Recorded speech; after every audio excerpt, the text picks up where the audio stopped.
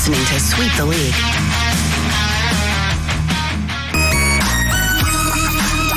Hey, this is George Iceman Gervin, and you're listening to Sweep the League Radio.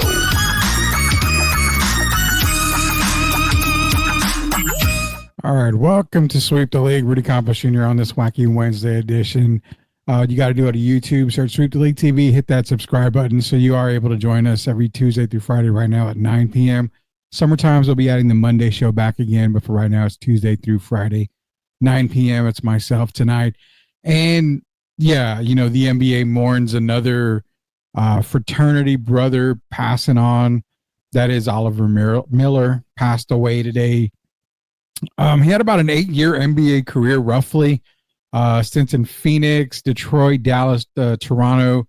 Had a small run with Sacramento there for a little while, then went back to Phoenix to end his NBA career.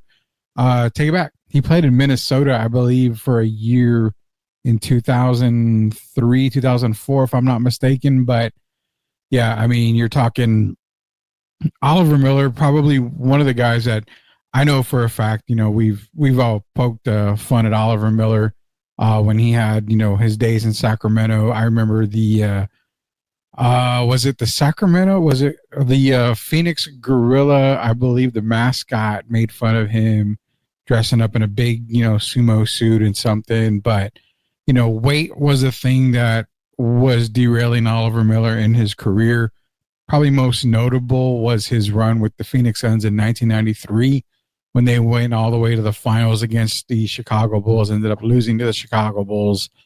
Then he moved on to Detroit and Toronto, where I believe in Toronto he had his best season at 12 points a game and 7 rebounds a game. So, yeah, I mean, the NBA is, you know, lost another guy. It's Oliver Miller, passed away today at the age of 54, I believe. So, yeah, prayers out to Oliver Miller and his family and to the NBA brotherhood. Leha, MCS General Contracting, proud sponsors of Sweep the League. That diamond hard concrete work, you contact MCS General Contracting today. It's done right the first time, every time. Not only is it backed by MCS General Contracting, it's backed by us here at Sweep the League, 100% guaranteed. Like we say, it's going to be done right the first time, every time. That's MCS General Contracting. What's good, everyone? Let's cook. Yes, sir. We got a lot to get into tonight. Good evening, Joel Cologne. My condolences to Oliver Miller's family. Oliver was one of the first bigs that could shoot from three. He really was. And if you remember Oliver Miller, especially in the Phoenix, like I said, those first couple of years in Phoenix, very long wingspan. That was really, really tough for big guys. I mean, he stood only, I think, 6'9", but I mean, played like a huge 7-footer with that wingspan that he had. Was really, really, really, really tough on the defensive side of the ball. So yeah, and I remember if it's not, it was him. Phoenix also had remember Richard Dumas was another guy who made a name for himself with Phoenix around that time. He went on to Philadelphia, I believe, where he signed a bigger contract there. But nonetheless, I mean, Oliver Miller, yeah, one of the unsung heroes in that Phoenix Suns finals run back in '93. Condolences do go out to Oliver Miller. Shout out to everyone that's joining us tonight. We've got a lot to get into. NFL doings. There's just so many free agents signings going on. A couple of trades that have happened. Guys, throw it in the chat. If there's one that you want to talk about, we can talk about that. Also, NBA talk.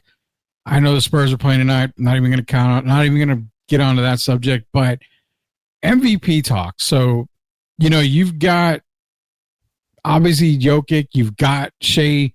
It's hand in hand, head to head right now. A lot of people have SGA winning the MVP. A lot of people still have Jokic winning the MVP. Statistically speaking, Nikola Jokic probably has the advantage, but it's not by much. So the question being for NBA MVP, because the season is winding down. I think we are at 20 games, if not less, on the NBA season. Does it come down to record? I mean, obviously OKC has one of the best records in the league. So I think they're number 2 behind Cleveland right now, if I'm not mistaken. This is not including the game tonight against Boston for Oklahoma City. Does record play a huge part on this year's MVP? We're going to go over the statistics. We're going to get a couple of opinions. One of them, Colin Cowherd, giving us on SGA. Also, we're going to get Coach Malone from Denver talking about Jokic. Also, Jason Tatum, another guy here, never gets mentioned on NBA MVP talk yet. Seems like he's always been overlooked. Now, we'll get into my MVP candidates in a little while, and we'll see what you guys think. Drop them in the comments here. And also, if we have time, maybe we'll do a live mock draft with you guys. Maybe we'll throw the Cowboys in the fire. We'll throw maybe the Saints. We'll get a team out there, and we'll do a mock draft live. Let's try to get this going because I may start doing some live mock drafts with you guys here on Sweep the Leagues for some extra content as we got the NFL draft coming up here very, very, very, very soon. But nonetheless, let's get into, you know what? Let's start the night with some... How do you guys want to start with some NFL talk? Let's start with some NFL talk.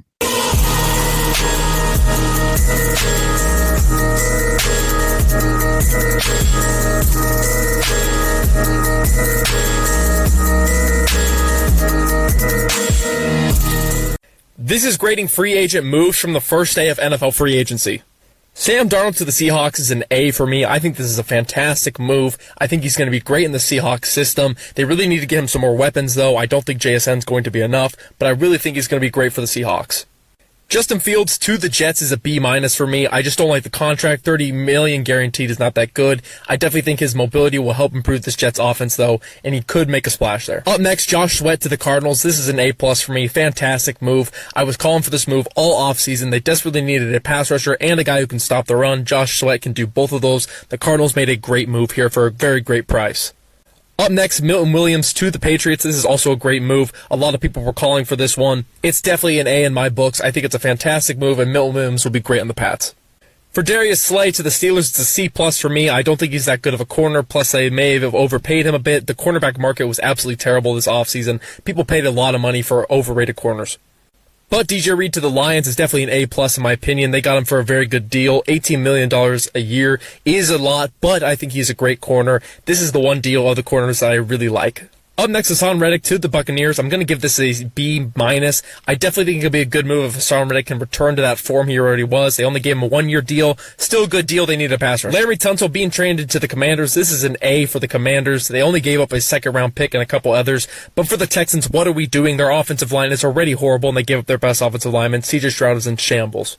For Taulala Hufanga to the Broncos, this is definitely a B+ in my opinion. A very great signing. They needed a safety. They paid him a little more than I would have wanted to. He's had a couple injuries, but he was at an all-pro level a couple years ago. Cam Bynum to the Colts is definitely a B+ for me. The Colts needed a safety. I think they overpaid him a little bit, but it is the first day of free agency. Everyone overpays. I think it's a really good move. He's going to be very great in that Colts secondary. All right, so there you saw the first day one of NFL free agency. Shout out to @SportsTake_21 on TikTok.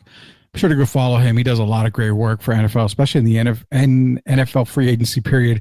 We've got his day two movers and winners and losers that we'll get to here in just a little bit. A couple of comments rolling in now about the MVP talk. I'd say technically record matters with MVP trophy. However, can OKC win without SGA? They could probably do well. Can Denver win without Jokic? Absolutely not.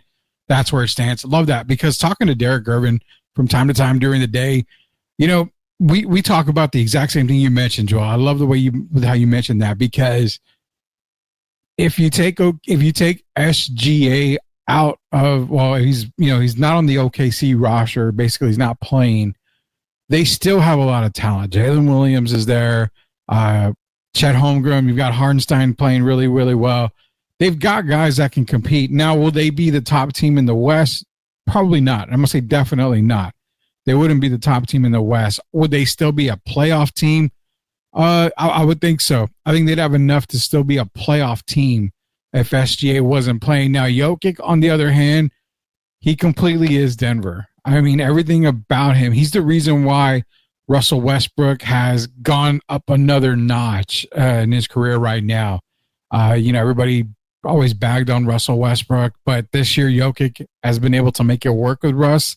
Russ is having some really good games. He's having a really good season too. So yeah, I would say when you talk about impact, Jokic is up there. And that's the reason why my Tatum, segment later on is going to go based off of impact, because you never hear Jason Tatum in that top 3, top 4 MVP talk. And I'm curious as to why. So we'll get to all that later. And then you also left. So Philly wins the Super Bowl and proceeds to dismantle their defense. Make it make sense. That's the thing too. So, you saw what CJ Gardner Johnson, he gets gone. He's gone. You've seen Philadelphia just dismantle a Super Bowl winning defense.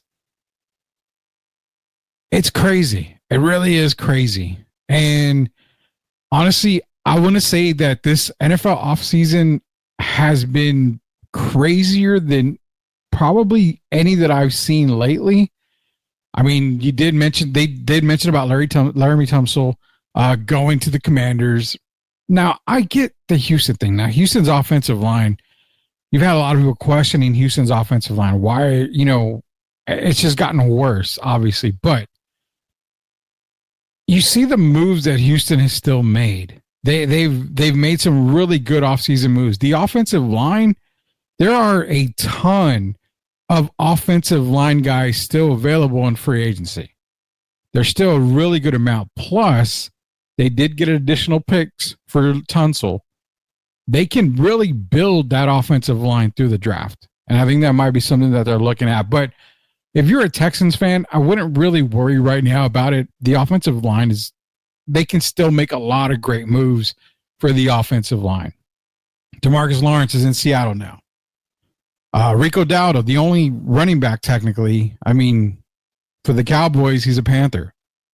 What are the Cowboys doing? I've seen a couple people ask about Cowboys. Well, I mean, they're laying in the winds, put it that way. If you're worried about running back, I posted a little while ago, Murray Hampton out of UNC. That would be a name that I would look for Dallas. I know Ashton Jentie's the popular pick, and if he's there for Dallas, I'm pretty sure they would probably run with Ashton Gentie, but possibly seeing that Gentie may go before Dallas's pick.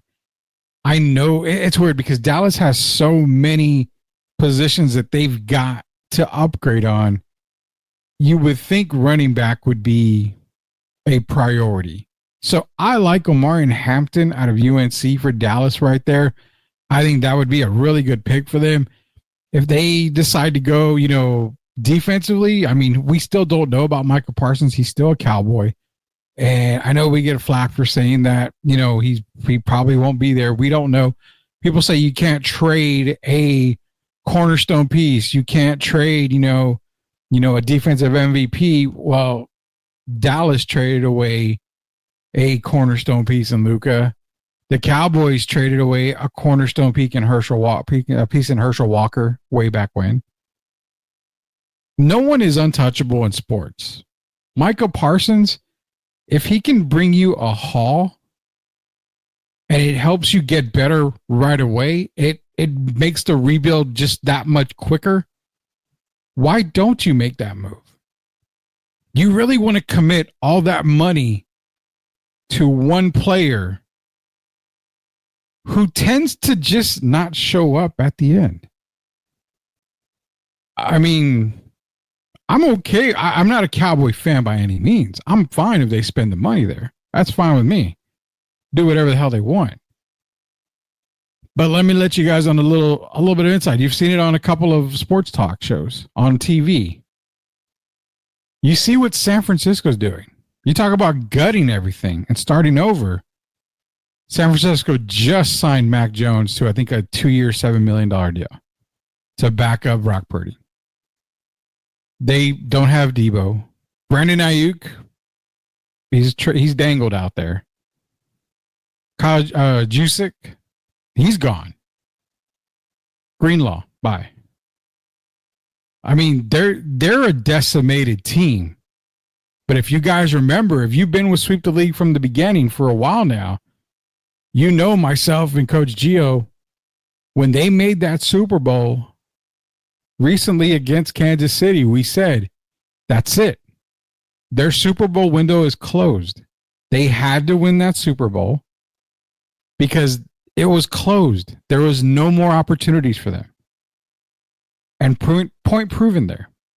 San Francisco Super Bowl window was there. Boom, gone, lost. Whether they won or lost, that was it. That Super Bowl window was done. It was closed for a while.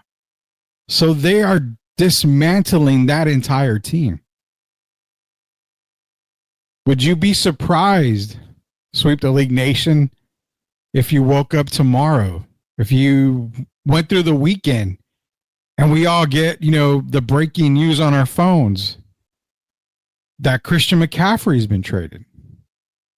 Wouldn't surprise me. Why? Because in order for you to build your franchise, you've got to move. You've got to make the tough moves. I've always said Jerry West said it best, and I can't quote it because I don't remember it word for word. But the popular decision isn't always the popular decision isn't always the best one, and the best decision isn't always the popular one. And that's what we're trying to say. That's what I'm trying to say. Just because you have a bona fide Hall of Famer on defense, a top whatever on the defensive side of the ball for Dallas, if you can upgrade more than one position and get draft picks in return, it's a no-brainer. No-brainer whatsoever. You make it. Another team can pay him. Everybody thought the world was over in Dallas when they traded Herschel Walker back in the day. What are we going to do? We're going to go win some damn Super Bowls. That's what they were going to do. They had a plan in place. Now, albeit Schottenheimer as coach, Jerry's the head, Jerry's the owner and GM, albeit they don't have a Jimmy Johnson there to make this kind of move or make this kind of deal. And full disclosure, I'm not saying they're going to trade Micah, but we did say out of the three guys, Micah would be the last one. He would definitely be the last one to be signed. He wasn't the priority. He never was. It was Dak and CD. That was the priority. They go and free up all this money by restructuring CD, restructuring Dak. They want to give it all to Micah. Does Micah fix the problems on the defensive side of the ball to help you win games? All the money you're going to commit to one player, you can commit it to a couple of players here, a player here. You can get a player in return that's an impact player to include draft picks, even for this year's draft. If the Cowboys go in the first round and don't draft a running back, which on receiver side, I still think Stephon Diggs ends up a Cowboy at the end of the day. I'll put that out there. I think Stephon Diggs does end up as a Cowboy. But my thing is this. If they don't go with a running back in the first round, you're looking at guys like Pierce out of Tennessee. I mean, you're going to have to shore up that defensive line. I think that's the way they go. Maybe we'll run a quick mock draft for the Dallas Cowboys here at the end. But the thing is this. You can always trade a star. You can always trade a franchise player as long as the deal is right. It's got to be right. Right now, Dallas cannot solve all the issues that they have.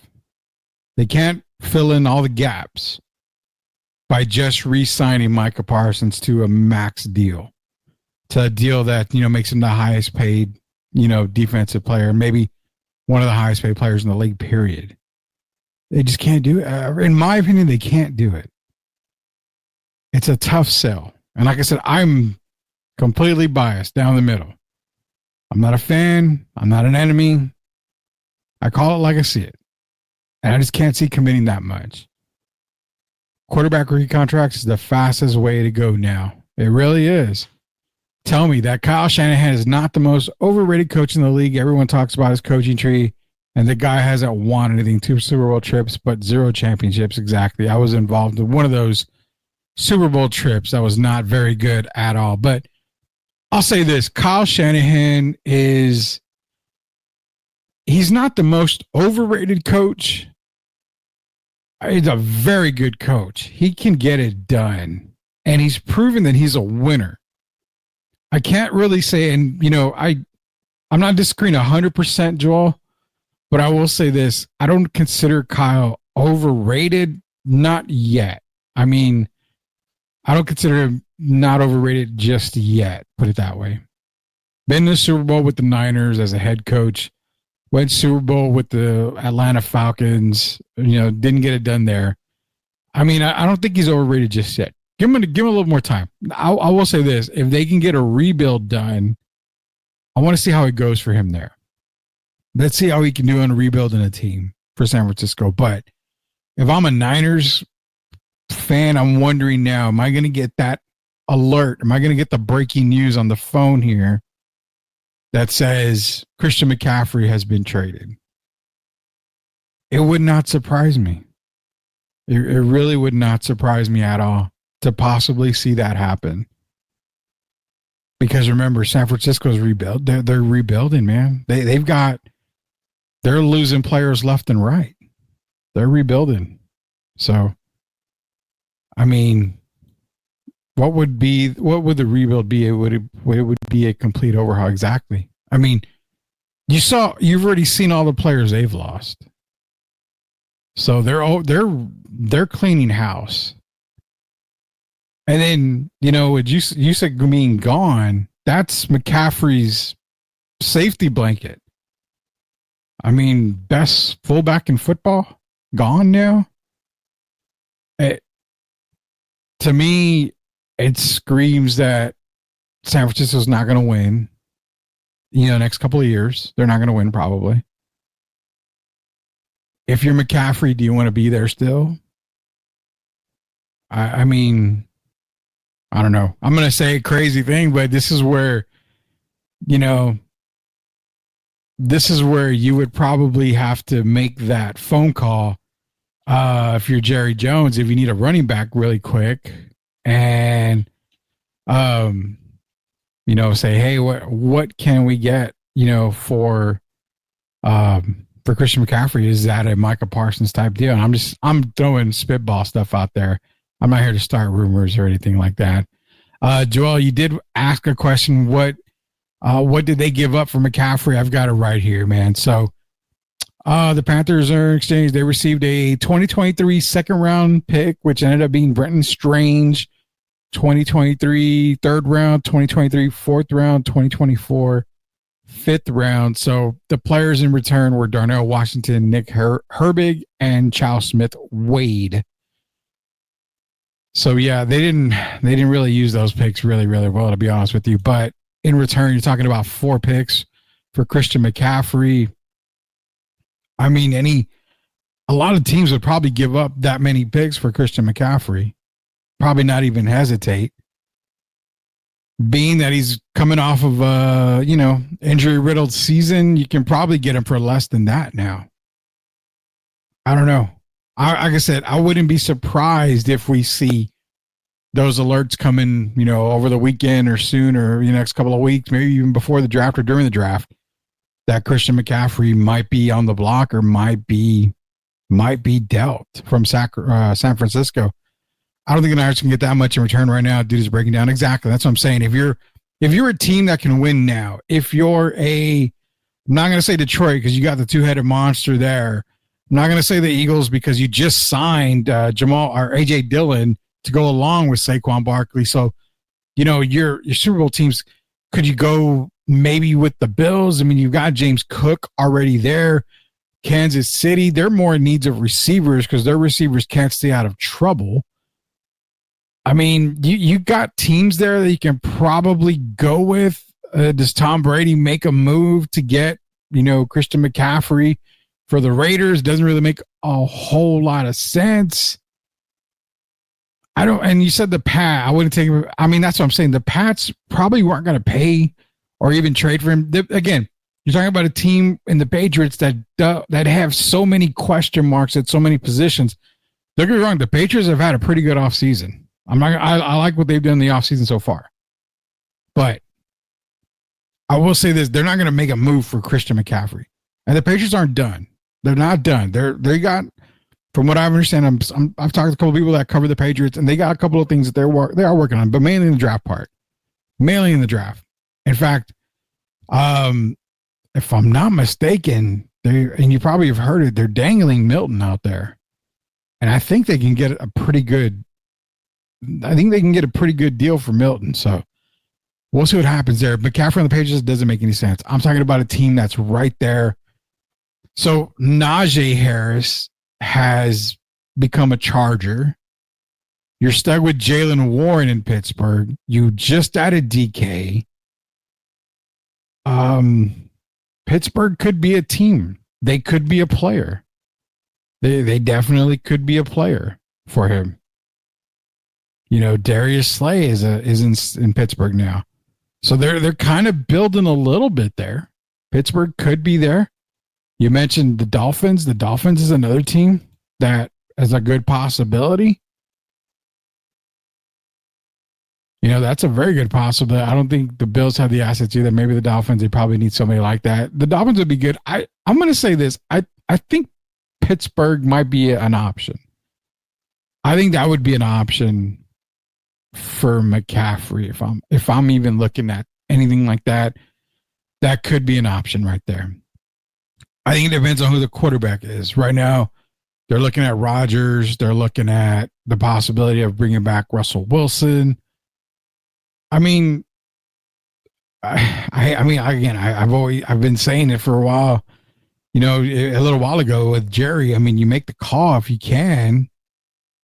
I mean, you're not going to probably pay him a whole lot. I'm sure you can get San Francisco to eat some of the money that they're paying him. Whoop, whoop, bolt up. Jacob Barrett, yep, Charger fan. Najee Harris, and they just signed Mike Williams tonight too. So he's back. And yeah, you know, he is, man. Rodgers is, you know, one more year. In fact, a gut instinct in me tells me he's going to retire. He's just not going to play next year. I don't think he's going to play at all. And if he does, the Giants don't want him now. So you're limited to what? Minnesota, Pittsburgh, and really that's about it. It's just two spots. I mean, he could probably go the Brett Favre triangle and, you know, obviously Packers, Jets, and then end up in Minnesota. He can do the Brett Favre, you know, trio there. I think out of both teams, Minnesota makes some really good sense for him. Aaron Jones is running back there still. He played with Aaron Jones. Dynamic receivers in Addison and Jefferson. I like what Minnesota's done, but I don't know if Minnesota wants to commit to Rodgers, knowing they have JJ McCarthy still. Who knows, man? I've read up on a lot of stuff and I looked at a lot of stuff. So I've seen some crazy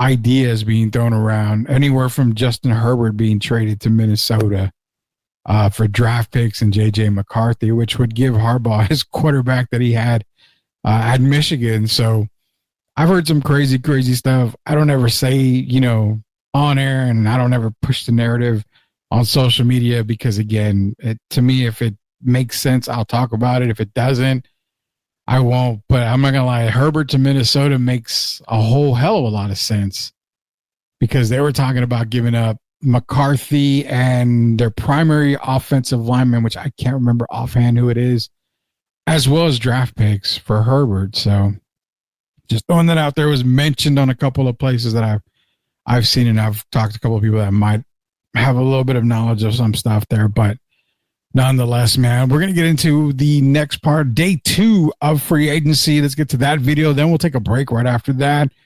Let's go to day 2 of NFL free agency. This is grading the biggest moves of the offseason so far. First up, DK Metcalf to the Steelers. I'm giving this a C for the Steelers. I don't think it's that great of a trade. Another diva wide receiver in that wide receiver room. I don't know if he's really going to turn around this offense, but it's still a great wide receiver. Up next, Devontae is an A+.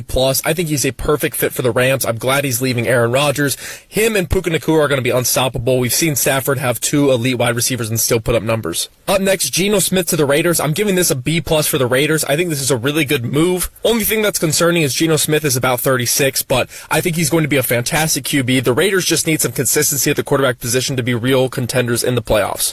Debo to the Commanders, I also really like. I'm going to give this move a B, though, because Debo had such a terrible year last year. We really don't know what Debo Samuel we're going to be getting. I think it's a great move for both the teams, but the Commanders definitely won this trade.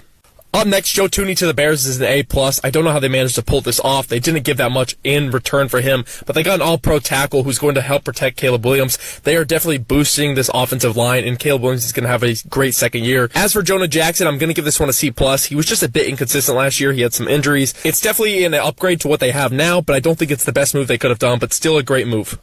Then Christian Kirk to the Texans. I'm giving this move a C as well. I just don't think it threads the needle. Christian Kirk is coming off of a season-ending injury. He's a good wide receiver, but we'll see if he works in this Texans offense. I just don't know if it's that great of a move. And finally, Harold Landry to the Patriots. I'm giving this an A-. I think this is a fantastic move. I don't know why they gave up on Harold Landry. He's a fantastic pass rusher, and he's going to work great in this Mike Vrabel-led Patriots team. All right, so there you get more NFL movement. Again, shout out to @sportstakes_21 on TikTok. Be sure to go follow him. You can follow Sweep the League on TikTok @SweepTheLeagueRadio as well, because we've got content on there. But yeah, great stuff by @sportstakes_21. So, Devontae Adams, another guy on the move, joining the Rams there. They bring back Matthew Stafford. You got Puka Nacua. You've got Kyron's there. You've got Devontae there now. McVay's building a pretty good team right there. Pretty good team. The defense was already good. Already good.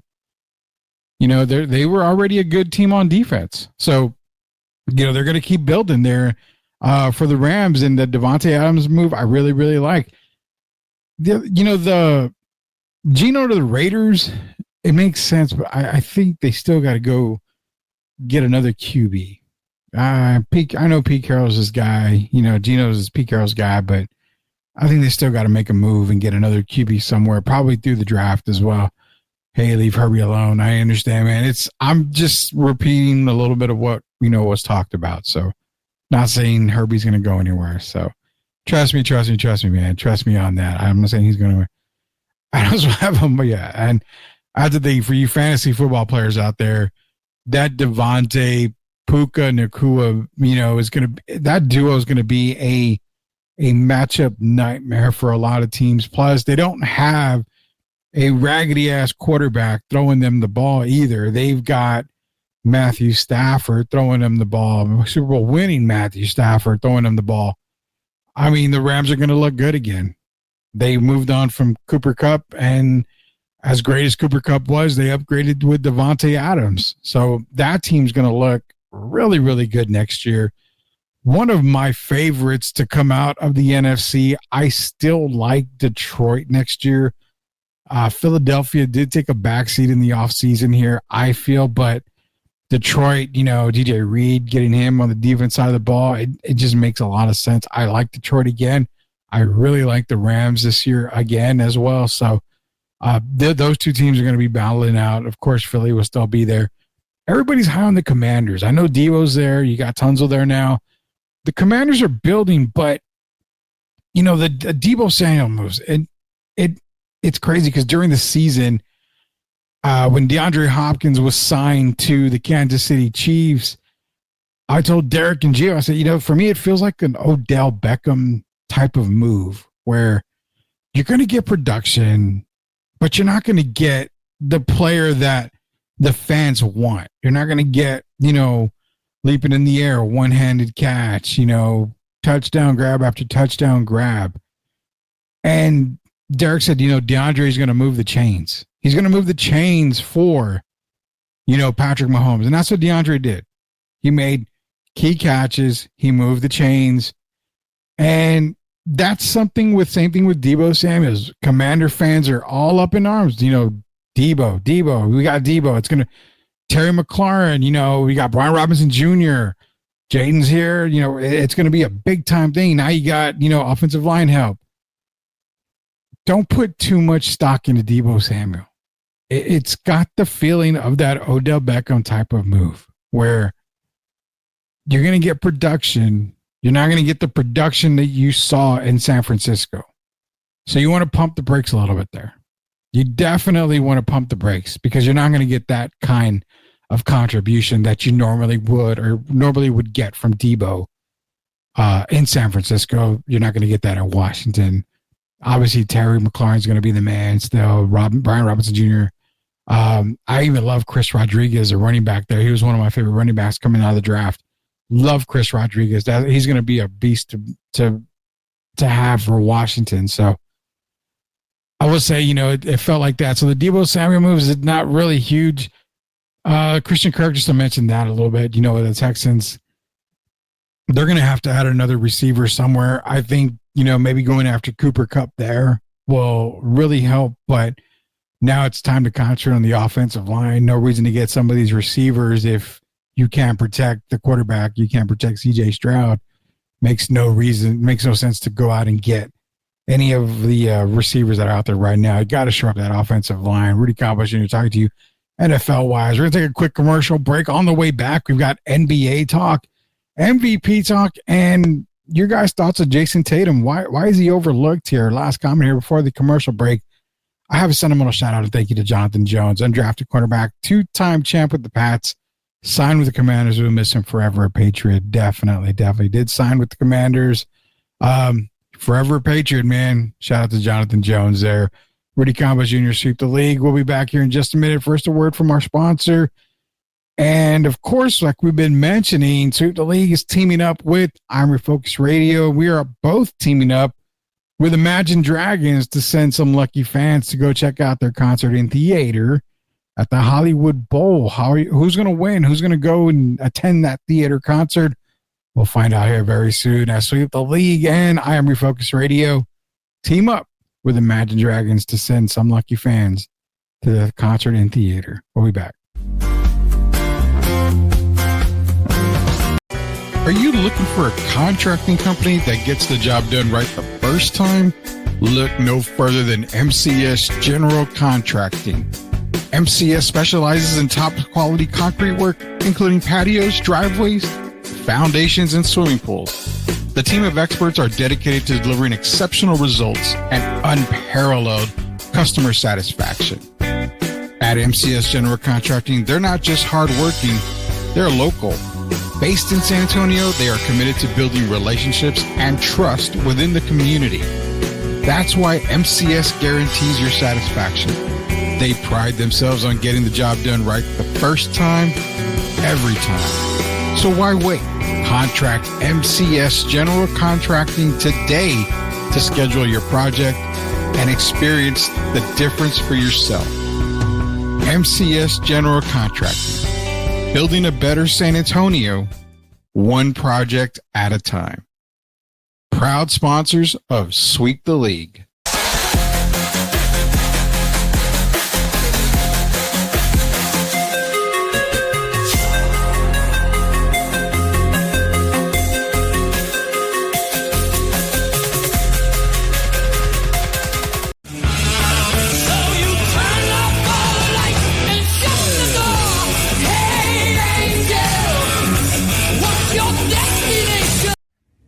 You are watching Sweep the League TV. Make sure you subscribe and catch our new videos. Sweep the League TV with Rudy Derrick and Coach Kia. Let's get back to the live show. You are watching the best in the business. Thank you for such an incredibly special night. Thank you for giving us the gift of being able to share music with you.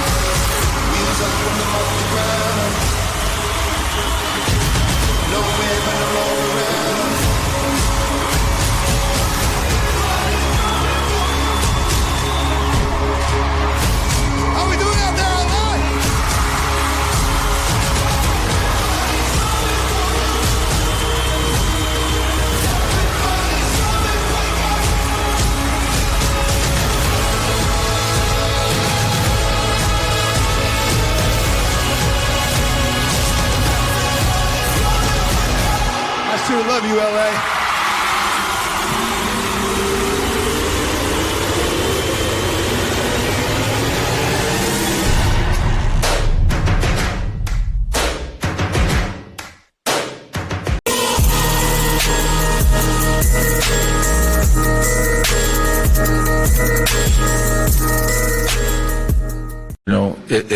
you didn't know that Nikola won 3 MVPs. And I put player A and player B on paper. And you had no idea that the guy who's averaging a triple-double, the guy who's top 3 in the 3 major statistical categories, things that no one's ever done, he wins the MVP 10 times out of 10.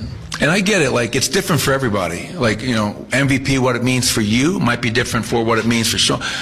Cool. And again, I'm not like, I will never negative recruit. Like, Shea is not a good player, great player.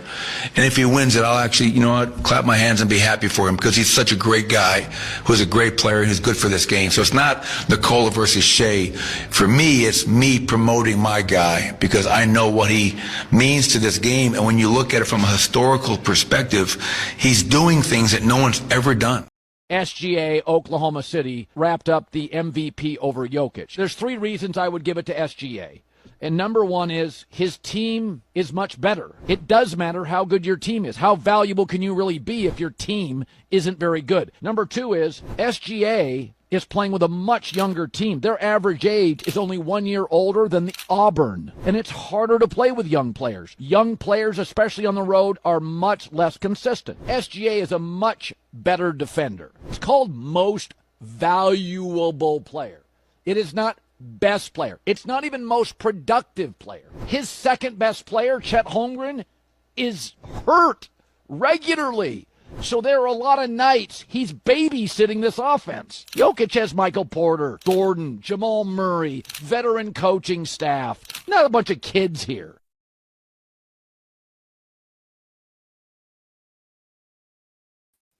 All right, you heard from Mike Malone, coach of the Denver Nuggets, talking about Nikola Jokic, and then you heard Colin Cowherd talking about SGA. Both guys making cases as to why one player should be MVP. Now, in Malone's defense, he said he would clap for SGA if he won. He's a great player. He's a great person.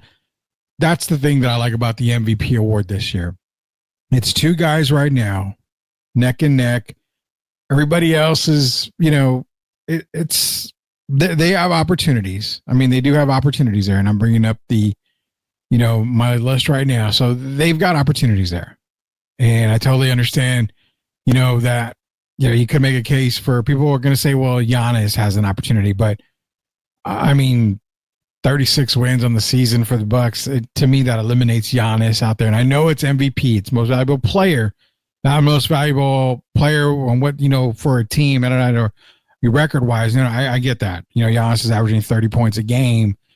He's averaging 12 rebounds, almost 6 assists a game, 1.2 blocks. So, I mean, Giannis has the numbers.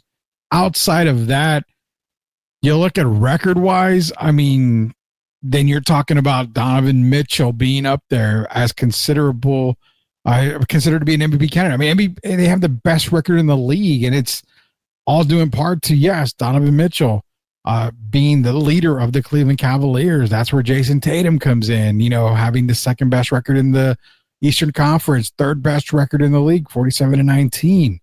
That's where that comes in. To me, Tatum's been the most consistent out of him and Jaylen Brown this year, so he should be thrown in the mix. I mean, there's so many cases you can make for other players. For me, neck and neck, when he talks about MVP right now, it's Shea and it's Nikola Jokic. We're going to get into the stats right now. Let's bring up some of your comments right here. No lies detected. True comment on that, man. Appreciate you joining me. Jacob Eric grading the market for SGA for Sweep the League STL Network here, Sweep the League Network.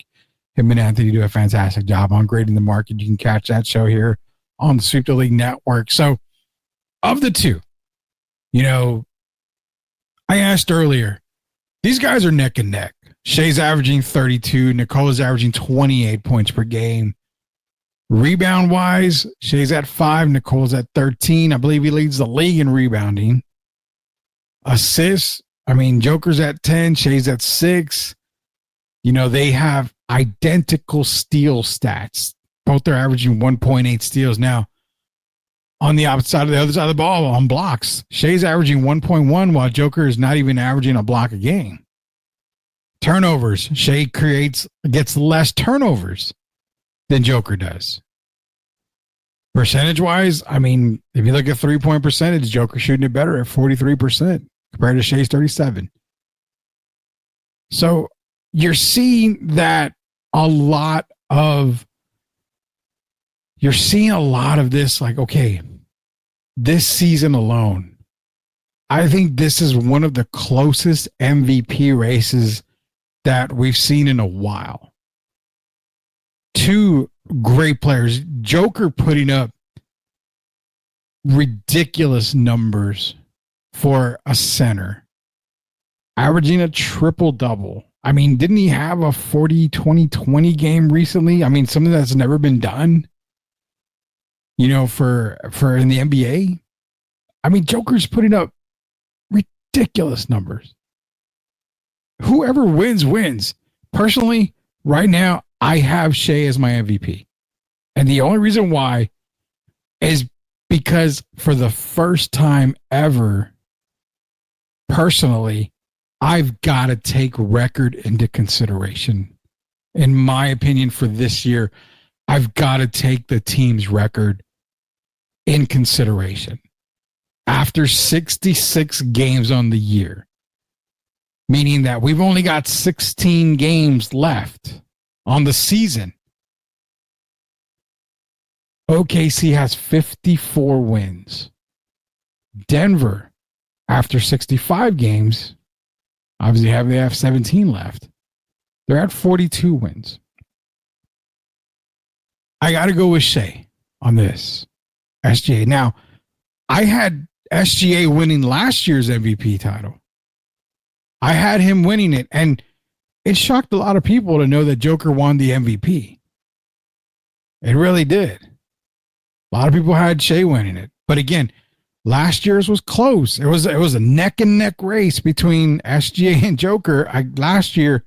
This year, it's even closer. It's even tighter. Statistically speaking, yeah, Jokic is better statistically speaking. But I really don't feel you can give him another MVP title over Shea this year. It's so tough. Record has to play a factor into this. Oklahoma City is on pace to win, 66 games, I believe, which would, I mean, that would be a huge record. I mean, I don't think Denver's not going to get to 60 wins. I don't see them in the last, 17 games. They'd have to win. Yeah, I mean, there's no way. They can't get to 60 wins.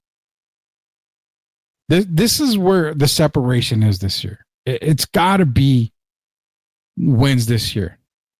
And then we go to the other side of the spectrum. Well, okay, we're talking about wins. What about Cleveland?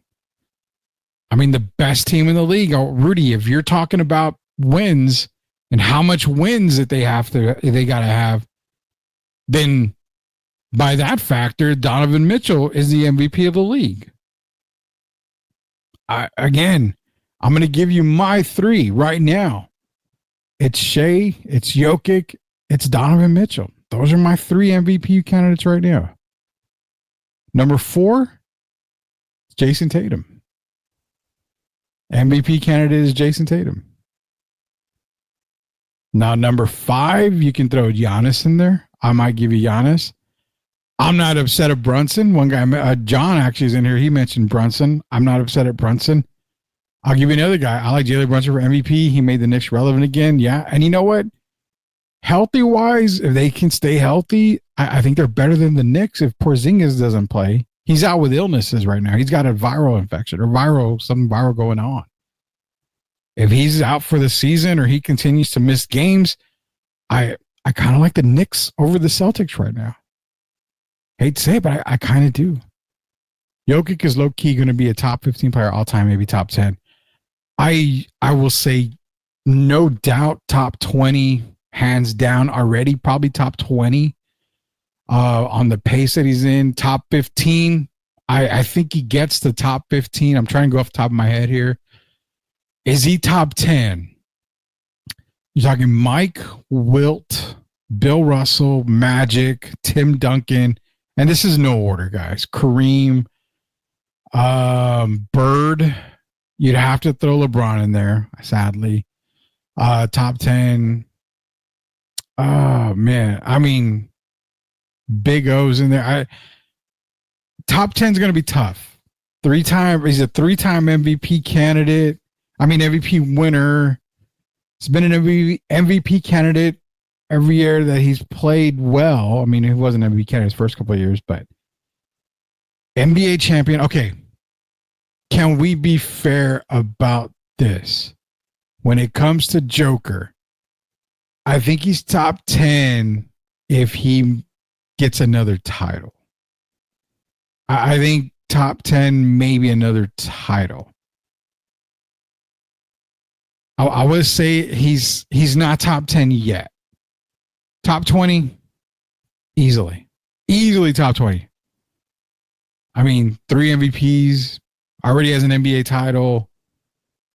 He's putting up ridiculous numbers. I mean, and what's crazy is in an era of basketball where 3-point, attempts dominate games, this guy plays at every tier, every tier, scores, gets his teammates involved, obviously because he averages 10 plus assists, crashes the boards, gets rebounds, makes his teammates better.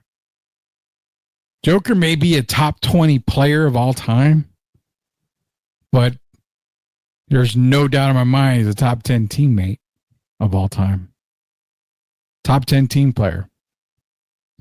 He's up there. He's definitely a legend. I'm going to be real with you guys on this. We are finally getting, and for you kids out there, you don't remember him, and I remember him even before all the injuries that he had, with Portland. You kids enjoy Nikola Jokic. You enjoy Joker because you're getting what a lot of us old guys wanted in Arvydas Sabonis in the NBA. You are getting exactly what we wanted to see Arvydas do in the NBA in his younger days. We got old man Sabonis, and even old man Sabonis could still ball. But we were never lucky enough to see Arvydas in the NBA during his prime. You should sit back and enjoy Nikola Jokic right now because you are getting a prime Arvydas Sabonis player right now. I don't watch very many NBA games this year, but I do make a point to watch some of the Denver games because of him. I enjoy the game. I enjoy the guy's game. I really love watching him play on the court. Guy's great. Reminds me of Sabonis. Reminds me everything about Arvydas. And that's going a lot because if Arvydas played in the NBA in his prime, probably top 3 center of all time, with a case to maybe be the greatest all-around center of all time. I think even above Olajuwon. I think probably, now you know what, not even think. He would be the greatest all-around center of all time had we seen him in the NBA. That's what I'm going with on that. But yeah, I love that comment, y'all. Is Kendrick Perkins still saying that Joker wins because he's white? Oh, what a buffoon, that guy. Nothing to do with that at all, man. It has nothing to do with that at all. I can't really buy what Kendrick says a whole lot of times. But the Cavs team is a more collective player. And that's the problem. That's the thing with that. I've got Donovan at number 3 on my MVP race right now. I do have him number 3 on the Sweep the League race MVP ladder. But it is a collective team thing. You're talking about Garland and Mobley and Jaren Allen. They just added Hunter from Atlanta. Cleveland is primed to win right now and for a good amount of years. They're ready to win for a while. They're going to be a force to be reckoned with. But I will agree with you 100% on that, Joel. It's more of a collective team thing for Cleveland, but you still got to give love where it's needed. And Cleveland, let's look at it this way. Cleveland isn't the best team in the East if not for Mitchell. So I've got to put him up there. I definitely got to put him up there. They're a different team without Mitchell. What do you make of tonight's? Did they win? I I don't pay attention, man, to be honest with you. Congratulations, Spurs. You won. You know, you need 3 more wins now to get to the 30 mark, and then you're good. Because I said they were going to get 30 wins on the season. So at least give me 3 wins, then you can tank the rest of the way. But yeah, I didn't even know they won. Congratulations to the Spurs. Spurs won. Fake yay. That reminds me of the Michael Shea GIF that you play a lot, Leha, where he's like, yay. Just like that. Joker top 20 all time. Yeah, maybe, but he needs a lot for top 10. That's exactly what I said a little while ago. Maybe another title or 2, and we can put him in the top 10. I think one more title gets him into the top 10. 2 titles. Even if he doesn't win another MVP, which I think he still will win another MVP sometime in his career, next couple of years. I think another title, I think he's top 10, man. I mean, look at all the guys ahead of him.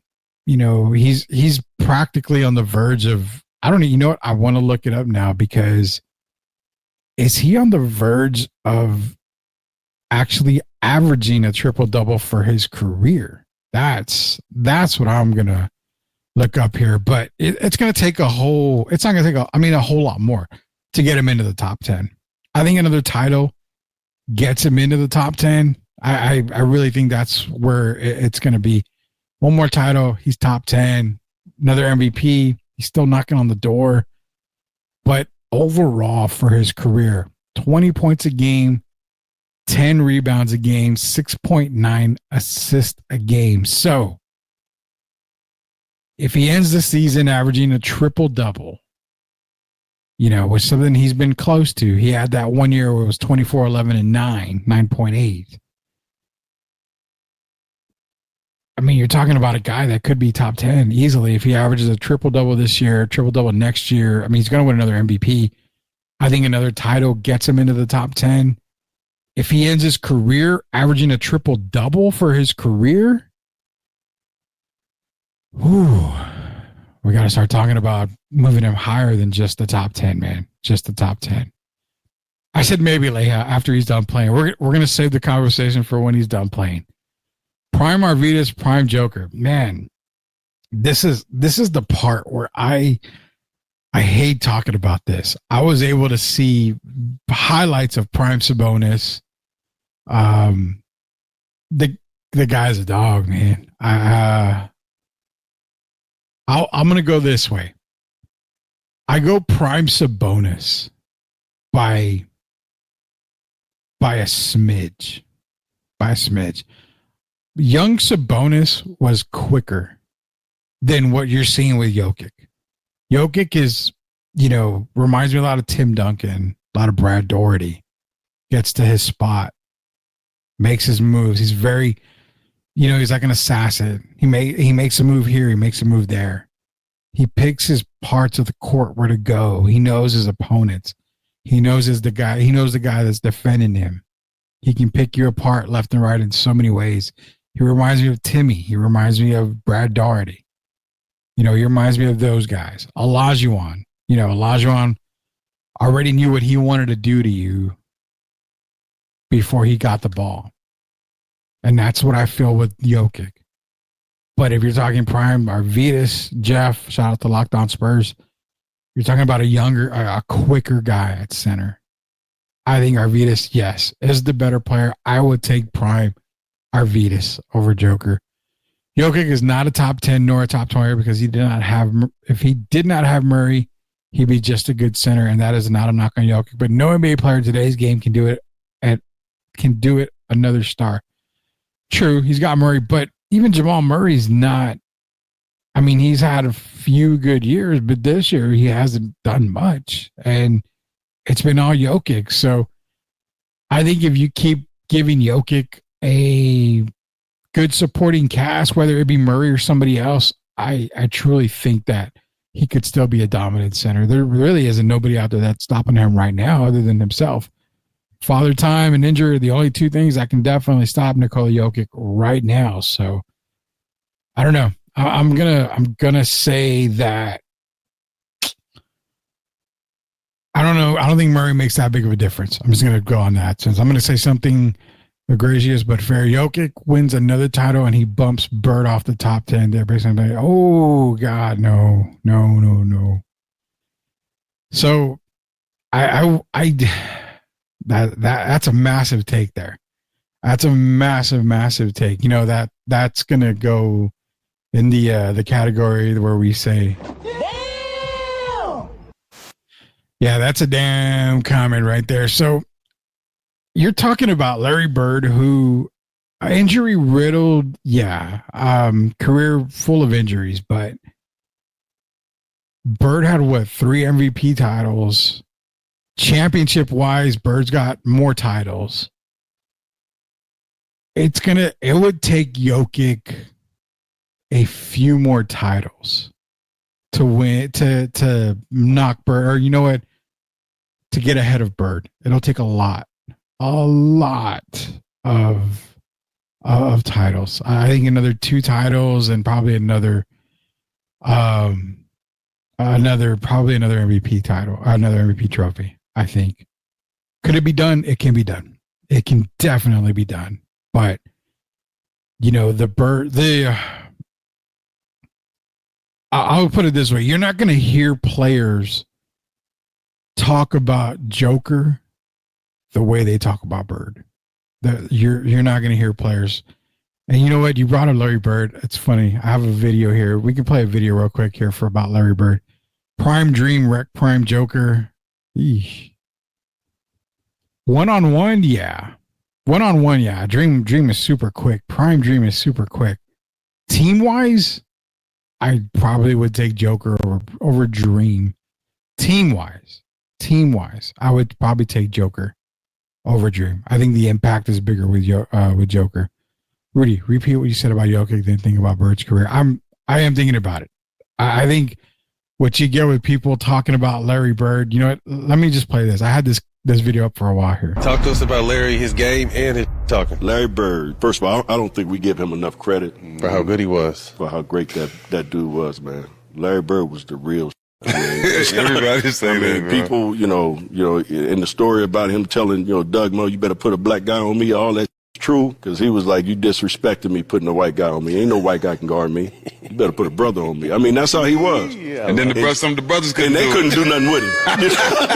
He said the only one that could was Coop. Yeah. He said Coop was the only one that could really guard him. He called him the best defensive player he's ever seen. Right? Yeah. And that's big time. But Larry would talk mucho during the game. He tell you where he's going. He catch it, shoot it, and then you jump it. He tell you, man, you jump high, but you don't jump that damn high. He was just the biggest trash talker that I've ever seen. But I think in the 30 for 30, I even said, but I guess it ain't trash talking if you're backing it up. Right. Facts. Yeah. You know what I'm saying? He telling you what he gonna do, and he's doing it. So I guess it's just him being a prophet and telling you exactly what he's gonna do. It's a warning. And when he's gonna do it. So warning shots. Yeah. Hey, Larry Bird was one of the greatest players I've ever seen. Yeah, Bird won 3 titles, 3 MVPs, 13-year career. I'm just saying, brother. And again, it's the career-wise. They both have the same amount of MVPs. We're not going to do that. Jokic's going to finish better. He's going to finish better statistically than Larry did. That's a gimme. So I will say that. I think it takes more titles, man. You know what? If he ends up with 3 more titles, I think we can have that conversation. I think we can. I think we can definitely have that conversation. I can even say this. If he wins 3 more titles, I'll say that Jokic won more with less. I'll be fair about that. Kevin McHale, one of the best power forwards. So I'll say if Joker wins 2 more titles to give him 3 to match Bird, Jokic did more with less than what Larry did. But overall player, I mean, man, Larry was sick, man. Like sick you can hear it just about everywhere, man. You hear about everywhere. If there was no Jordan, Larry Bird would be the real GOAT. Some can really say, and I know a couple of NBA guys that would not disagree with you. If not for the injuries, the possibilities of Larry being up there are very good. I mean, due to injuries, you're talking about a guy that could have won a couple more MVPs, could have taken Boston to a few more titles. I mean, sky was the limit if not for injuries for Bird. But he played the game so hard that it tore up his body quick, really quick. He left it all on the court. Brother, I love Larry Legend. I was making a comparison with your own description of what Jokic does. Yeah, man. I totally get what you're saying. And the comparisons to both guys, I mean, it's unreal. It's very unreal. And I'm trying to, I think what I love about the conversations that we have here on Sweep is that no one's ever wrong. We've always said here, if you came up to me and said, Tim Duncan is the greatest player of all time, hands down, never had a losing record, MVP, finals MVP, 5-time champion, made the playoffs every year of his career. That's why he's the GOAT. I'll look you dead in your eye and say, you know what? I respect that. If you came up to me and said, you know what? Michael Olowokandi was the greatest player I had ever seen. I'll I respect that. I'll turn around and laugh, but I'll respect that. I'm not going to argue with people on that.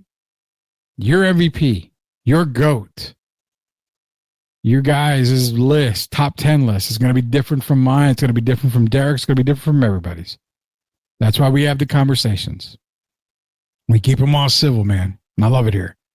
I love talking to you guys about it. So, yeah, I know. The description, it's ungodly when you think about Larry and Jokic, how they play.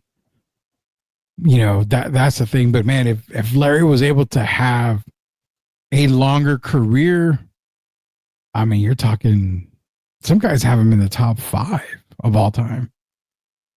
That's like me saying Drazen Petrovic. As massive of a fan and admirer of Drazen Petrovic's game. I mean, you have guys that would say Michael Jordan said Drazen Petrovic was the hardest guy he ever had to guard.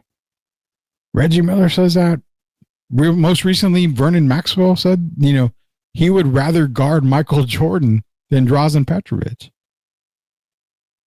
Had Drazen not passed away, talk about another guy that's top 15, top 20. I mean, top 15, maybe top 10, possibly. I mean, who knows? Who knows, man? Love to talk, y'all. Love the comments, man. Keep them going. Appreciate you as always. Prime Duncan versus Prime Joker. How does it go down? Oh, man, you're really putting me on the... Jacob put it back. It's going to cause a black hole. Man, okay, so... I'm going to say Prime Joker. Sucks. But on the low block, I think they're both very similar on the low block. Timmy could dribble. Timmy could take you off the dribble. Timmy's quicker. But I think Jokic has a little bit more in his arsenal than Timmy had. And that's why I think I would probably take Prime Joker over Duncan. Don't hate me. My head is going a million miles an hour right now. My brain's working because my brain is braining right now. Because I'm looking at it all. I'm taking away MVPs. I'm taking away championship appearances, and I'm going Prime Duncan, Prime Joker. I like that, but I almost would take Prime Joker just because he has a little bit more in his arsenal. Now, one-on-one, Timmy would eat him up alive in the low post. But even if I'm not mistaken, even Tim Duncan said Joker was a very hard person to guard for him. It was very crafty. So I'm going to go Joker. And as I say that, we lost Leha. I'm done with this show. Joker over Duncan. That's it. I'm out. Nope. Deuces. Okay. I mean, again, we keep it real, man. Sorry, Leha, but one thing you're not going to miss out on is MCS general contracting, man. Not going to miss out on that at all, man. You got to look at the numbers, man. Is Timmy better than Joker ranking wise? Yeah, he's going to be better than Joker. He's, top 5 player ever of all time. But we're talking one-on-one. I mean, Joker's career is not even done yet. I don't even know. I think we're just witnessing his prime. And we don't even know if this is everything in his prime. So, I mean, I got to take the Spurs fandom hat off. I'm got to be real. I take Timmy over Joker ranking wise, playing wise, but on a one-on-one, I don't know. I mean, to me, I have to take, I got to take Nikola, just in my opinion, for right now. Leja's going to withdraw the sponsorship now. Yeah, I'm going to probably get that text message that we've lost sponsorship from MCS General Contracting. And, oh, man, just because of Joker. Damn you, Joker. Joker got me in trouble tonight. Larry did play in a harder NBA. I have to account for that. I just wanted to light fire with the convo. Nah, man. You know what? That's the combos we like to have. That's the talks we love to have. I'd rather talk to you guys and interact with you guys because we love talking to them. I love talking to you guys. When Derek's on here, we love talking to you guys about it too. Talking about old NBA, old NFL, old everything. So keep bringing it. And there's the I'm done. Layout withdrawal. He says, no, it's all business. Business is business. I know we're all messing around, man. I'm going to get cooked and I'm okay with it. I'm all right. It's not the first time I'm going to be cooking. Just do me a favor as we end the show here. Joker looks like he doesn't even try and cook fools. That's what I'm saying. It's like that. But Timmy did the same thing, but Joker has a little bit more than just a tad bit in his arsenal. He's got a couple of things that I like. You're going to cook me on X. You're going to cook me on social. By all means, do it, Leja. But I will say this. Just don't delete it. Keep it real. Don't ever delete it. Leave it up there for everybody to see. And don't take it down at all, man. Don't take it down. Okay, Prime George Mikan or Prime, come on, man. It's gonna be Joker off of the Prime George Mikan and Prime Joker. It's gonna be Joker. Mikan's got the height, but yeah, definitely. I know you're kidding about that. Yeah, shout out to that. Yeah, I know you do. I'm just making sure, man. I'm just making sure. Don't delete anything. People tend to say stuff, delete stuff. Don't delete anything. Before we go here, the MLB season is kicking off, man. Let's get ready. Spring training's going on right now.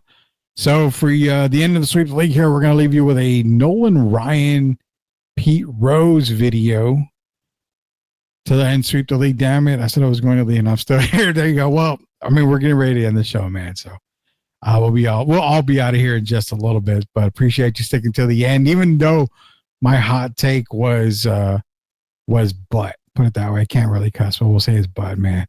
And put up with your Astros. But yeah, you're ready for MLB.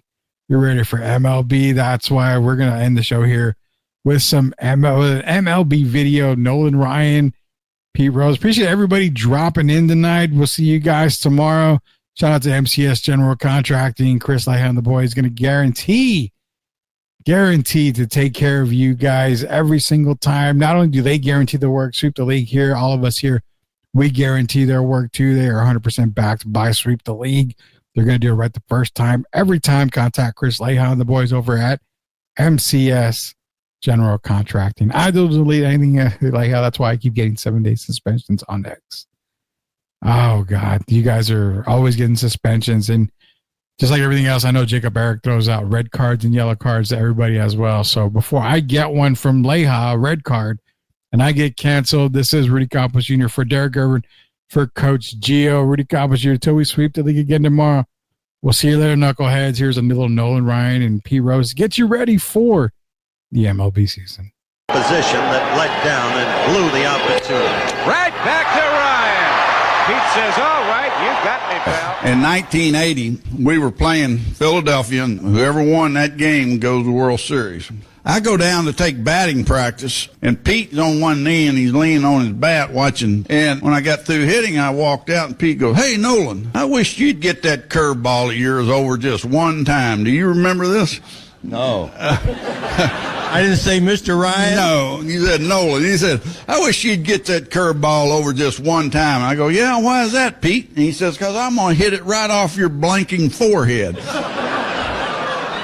And I go, "Oh, all right, we'll see about that." So, we get into the game, and first two times up, I don't throw him any curveballs. Third time up, throw him fastball in, throw him fastball away, counts 1-1. I think, now's my chance. Well, I throw my curveball, and when it leaves my hand, I know it's a good pitch. It was a pitch I wanted to throw. But I see Pete's eyes light up, and he hits the most vicious line drive that would have hit me in the face if I hadn't got my glove up. And he's running to first base, pointing at me. Okay? And he comes across the mound, he says a couple ugly things to me. Are you looking for a contracting company that gets the job done right the first time? Look no further than MCS General Contracting. MCS specializes in top quality concrete work, including patios, driveways, foundations, and swimming pools. The team of experts are dedicated to delivering exceptional results and unparalleled customer satisfaction. At MCS General Contracting, they're not just hardworking, they're local. Based in San Antonio, they are committed to building relationships and trust within the community. That's why MCS guarantees your satisfaction. They pride themselves on getting the job done right the first time, every time. So why wait? Contract MCS General Contracting today to schedule your project and experience the difference for yourself. MCS General Contracting. Building a better San Antonio, one project at a time. Proud sponsors of Sweep the League.